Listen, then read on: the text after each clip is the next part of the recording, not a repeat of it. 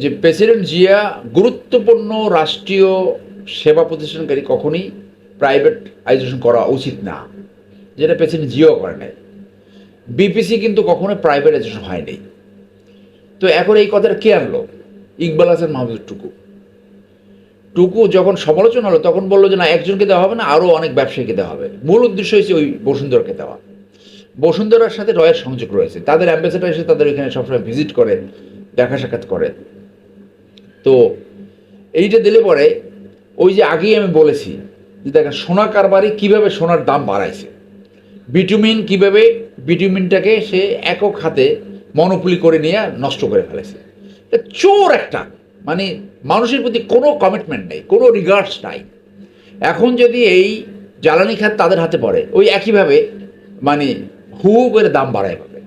তো জ্বালানির দাম যদি বাড়ে, একদিকে তো জ্বালানি সংকট, আর একদিকে জ্বালানির দাম বাড়ে, বিদ্যুৎ পাচ্ছে না মানুষ, মানুষ খেপে যাবে। মানুষ খেপে গেলে তখন মানুষ বলা শুরু করবে আমরা আগে ভালো ছিলাম। আওয়ামী লীগের সময় বিএনপির এই সত্যটা ধারণ করতে হবে যে 2001 থেকে 6 বিদ্যুতের মারাত্মক সংকট ছিল, আপনারা সেটা সমাধান করতে পারেন নাই। একসেপ্ট দিস ট্রুথ ফার্স্ট, এই সত্য আগে গ্রহণ করেন। তখন মানুষ বলেছিল বিদ্যুৎ মাঝে মাঝে আসে, ওই ওই ওই ওই লিপ সার্ভিস দিয়ে কোনো লাভ হবে না, সত্য স্বীকার করেন, তাহলে সংশোধন করতে সুবিধা হবে। দেশে বিদ্যুৎ প্রকট সংকট দেখা দিয়েছে, ডক্টর ইউনূসের আমলে তো এমন হয়নি। এর পেছনের কারণ কি বলে মনে করেন? এইটাও রয়ের হাত থাকতে পারে। আমি আরেকটা আলোচনা সেটা ব্যাখ্যা করেছি যে প্রেসিডেন্ট জিয়া গুরুত্বপূর্ণ রাষ্ট্রীয় সেবা প্রতিষ্ঠানকারী কখনোই প্রাইভেটাইজেশন করা উচিত না, যেটা প্রেসিডেন্ট জিয়াও করে নাই। বিপিসি কিন্তু কখনো প্রাইভেটাইজেশন হয়নি। তো এখন এই কথাটা কে আনলো? ইকবাল হাসান মাহমুদ টুকু যখন সমালোচনা হলো তখন বললো যে না, একজনকে দেওয়া হবে না, আরও অনেক ব্যবসায়ীকে দেওয়া হবে। মূল উদ্দেশ্য হয়েছে ওই বসুন্ধরাকে দেওয়া। বসুন্ধরার সাথে রয়ের সংযোগ রয়েছে, তাদের অ্যাম্বাসেডার এসে তাদের ওইখানে সবসময় ভিজিট করে, দেখা সাক্ষাৎ করে। তো এইটা দিলে পরে ওই যে আগেই আমি বলেছি যে দেখেন সোনা কারবারি কীভাবে সোনার দাম বাড়াইছে, বিটুমিন কীভাবে বিটুমিনটাকে সে একক হাতে মনোপলি করে নিয়ে নষ্ট করে ফেলেছে। চোর একটা, মানে মানুষের প্রতি কোনো কমিটমেন্ট নেই, কোনো রিগার্ডস নাই। এখন যদি এই জ্বালানি খাত তাদের হাতে পড়ে, ওই একইভাবে মানে হু করে দাম বাড়ায় পাবে। তো জ্বালানির দাম যদি বাড়ে, একদিকে তো জ্বালানি সংকট, আর একদিকে জ্বালানির দাম বাড়ে, বিদ্যুৎ পাচ্ছে না মানুষ, মানুষ খেপে যাবে। মানুষ খেপে গেলে তখন মানুষ বলা শুরু করবে আমরা আগে ভালো ছিলাম। আওয়ামী লীগের সময় বিএনপির এই সত্যটা ধারণ করতে হবে যে 2001 থেকে 6 বিদ্যুতের মারাত্মক সংকট ছিল, আপনারা সেটা সমাধান করতে পারেন নাই। একসেপ্ট দিস ট্রুথ ফার্স্ট, এই সত্য আগে গ্রহণ করেন। তখন মানুষ বলেছিল বিদ্যুৎ মাঝে মাঝে আসে, ওই ওই ওই ওই লিপ সার্ভিস দিয়ে কোনো লাভ হবে না, সত্য স্বীকার করেন, তাহলে সংশোধন করতে সুবিধা হবে। আওয়ামী লীগের সময় যত সমালোচনা আপনি করেন আমরা করব। আমরা সম্মুখ সারিতে থেকে আমরা আন্দোলন করেছি, সংগ্রাম করেছি, জেল খেটেছি, রাবার বুলেট বিদ্ধ হয়েছি। 5ই আগস্টের আগে প্রতিদিন রাস্তায় ছিলাম। আমরা ওই আওয়ামী লীগ টাইপের চোরাতন্ত্র দেখতে চাই না, আমরা ওই লুটেরাতন্ত্র দেখতে চাই না। রাষ্ট্রীয় পজিশনে থেকে আমরা যা খুশি তাই করবেন ওরা দেখতে চায় না, জবাবদিহিতার সরকার হতে হবে। তাহলে আপনি আর লোক খুঁজে পেলেন না, আপনি সেই টুকুকেই ফুলমন্ত্রী বানালেন। এই টুকুকে যে ফুলমন্ত্রী বানিয়েছে এটা তো রয়ের প্রভাব আছে বলে মনে হয়। এখানে বলা হয়ে থাকে 1 ডজন রয়ের প্রভাবাধীন মন্ত্রী আছে, 1 ডজন। এই নামগুলো তো আপনারা জানেন। একটা হইলো ওই যে চামচিকা জাহিদ। আর লোক খুঁজে পেলেন না, একটা ডাক্তারকে আপনি বানাইছেন কৌশলবিদ, আর লোক খুঁজে পাচ্ছেন না, কৌশলের আর লোক পাচ্ছেন না। বাংলাদেশে এত কোয়ালিফাইড লোক আছে, কৌশলবিদ সৃষ্টি করার জন্য আর লোক পাইলেন না। ভয় ডর উপেক্ষা করে 2010 থেকে দলের পক্ষে কথা বলছি, জেল খেটেছি। আপনি খুঁজে পাইলেন জাহিদকে, হ্যাঁ, আর পাইলেন কারে? ওই যে ববি হাজ্জাজ আমার গুড ফ্রেন্ড, তারে খুঁজে পাইলেন। আপনি খুঁজে পাইলেন জুনায়েদ সাকি। আপনার দলের যারা বেগম জিয়ার পাশে থেকে দায়িত্ব করছি, ভয় ডর উপেক্ষা করতে, তাদেরকে আপনি খুঁজেই পাচ্ছেন না। যাক, সেটা আপনার টিম কীভাবে আপনি গঠন করবেন সেটা আপনার ব্যাপার। কিন্তু আপনি ভালো টিম গঠন না করলে তো আপনার ব্যর্থতা ব্যর্থতা তো আপনার ঘরে আসবে আলটিমেটলি। তো সেই জন্য আমি বলছি যে এই যে জ্বালানি খাতের যে প্রাইভেট প্রাইভেট সেক্টরে ছেড়ে দেওয়া, এইটাও ওই রয়ের বৃহত্তর পরিকল্পনার অংশ, যে ব্যর্থতায় ডুবিয়ে দেওয়া টুকুর নামই হয়ে গেছে লোডশেডিং। লোডশেডিং টুকু মানে উনি আসলেই লোডশেডিং।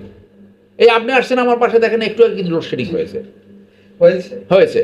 তো এই আমি সেদিন রাত্রে রাত 1টার সময়, এই 12টার সময় 2 ঘন্টা বিদ্যুৎ নেই বনানীর মতো জায়গায়। তাহলে গ্রামে তো বিদ্যুৎ 9 ঘন্টা যে আমরা শুনতেছি, উনি অস্বীকার করতেছে 16 ঘন্টা থাকে না। ওর হইলো ইকবাল হাসান মাহমুদ টুকু, ওর উপরে লোডশেডিং।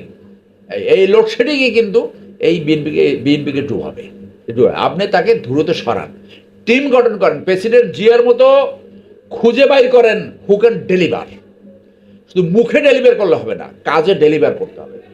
আদারওয়াইজ আপনারা কিন্তু সময় পাবেন না। এবং মানুষ কিন্তু ক্ষিপ্ত হচ্ছে, সামান্য কিছু হলেই রাস্তায় নেমে যায়। আপনি পরীক্ষা নিয়ে একটু ঘটনা ঘটলো দেখেন, সব রাস্তায় নেমে গেল। আপনি পায়ের নিচের মাটি কীভাবে সরে যাচ্ছে আপনি টের পাচ্ছেন না।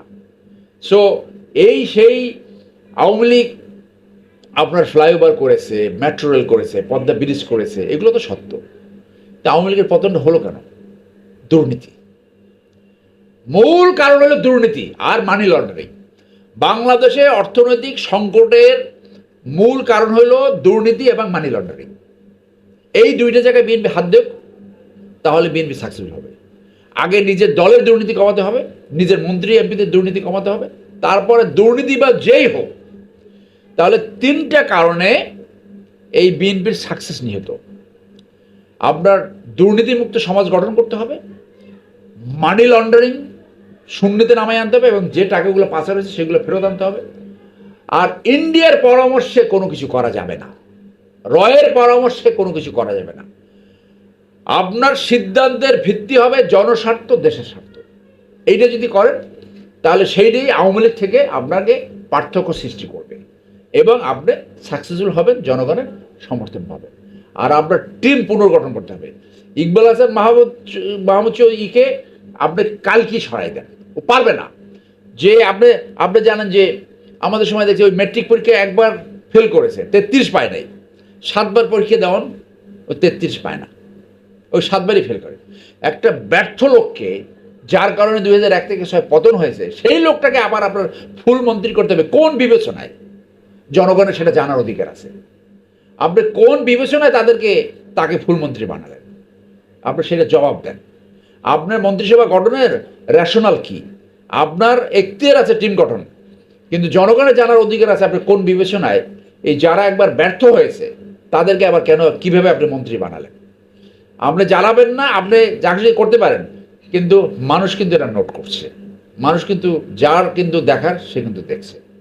অতএব এখন ওই যে বলছে না গরম সিট পার্লামেন্টে, এটা আসলেই গরম। আপনি ডেলিভার করতে পারবেন না, সব দায়িত্ব আপনার ঘাড়ে আসবে। সো সাধু সাবধান, রাষ্ট্র চালানো এত সোজা না। জিয়াউর রহমানের পলিসি ফলো করেন। পৃথিবীর সাকসেসফুল নেতারা যেভাবে সফল হয়েছে সেইটা ফলো করেন, এবং সফল হওয়ার মূল মাত্র 2-3টা: দুর্নীতিমুক্ত সমাজ গঠন করা, সুশাসন এবং ন্যায্যতা প্রতিষ্ঠা করা, মানি লন্ডারিং বন্ধ করা, এবং যারা ডিক্লার্ড এনিমি, ইন্ডিয়া বাংলাদেশের জন্য একটা ডিক্লেয়ার্ড এনিমি এক সেন্সে। কারণ ইন্ডিয়ান ফরেন পলিসিতে বলছে যে আইদার নেইবার হইল আইদার এনিমি অর স্লেভ। তাহলে ওদের ফরেন পলিসির কনসেপ্টটা আসছে চাণক্য পলিসি থেকে। চাণক্য পলিসিতে প্রতিবেশীতে মূল্যায়ন করছে 2 শ্রেণীতে: শত্রু অথবা দাস। তাহলে আওয়ামী লীগের সময় বাংলাদেশ ছিল দাস, তো এখন যদি দাস না হয় তাহলে শত্রু। তাহলে এটা ডিক্লার্ড এনিমি স্টেট। তারা পাকিস্তান, শ্রীলঙ্কা, নেপালকে ডিক্লার্ড এনিমি তাদের পলিসি অনুযায়ী। তাহলে বাংলাদেশ হলো ইন্ডিয়ার ডিক্লার্ড এনিমি রাষ্ট্র যদি দাস না হয়। তাহলে ওই এনিমি রাষ্ট্রের যারা ফরেন পলিসি কনসেপ্টে এনিমি স্টেট ঘোষণা করে তাদের কোনো পরামর্শ নেওয়া যাবে না। আপনি দেখান ওরা যে পরামর্শ দিয়েছে সেই পরামর্শই আপনার ধ্বংসের পরামর্শ, আপনার পতনের পরামর্শ। তাইলে এই 4-5টা মূল মন্ত্র যদি ফলো করতে পারে তাহলে আপনি পতন ঠেকাতে পারবেন। আপনি তাহলে আওয়ামী লীগের মতো পরিণত হবে না, তাহলে আপনার সফল হবেন। আপনার টিম গঠন করতে হবে, আপনার দুর্নীতি কমাতে হবে, আপনি দেখাতে পারবেন যে আপনার আশেপাশে যারা আছে চাকর বাকর তারাও দুর্নীতি করছে না। শেখ হাসিনার মতো যদি এইরকম পরিস্থিতি না হয় যে আবার চাকর 400 কোটি টাকার মালিক, সেই পরিস্থিতির সৃষ্টি হয়, চোখ করে আপনার খোলা রাখতে হবে। আর আপনার চাকর বাকর আত্মীয় স্বজনদের নিয়ন্ত্রণ করতে পারেন, তাইলে আপনি দুর্নীতি নিয়ন্ত্রণ করতে পারবেন। মানি লন্ডারিং বন্ধ করতে হবে, এবং যে সমস্ত মানি লন্ডারিং হয়েছে সেগুলো ফেরত আনেন। আর ইন্ডিয়ার কোনো পরামর্শ নেওয়া যাবে না, তাহলে আপনি সম্ভব।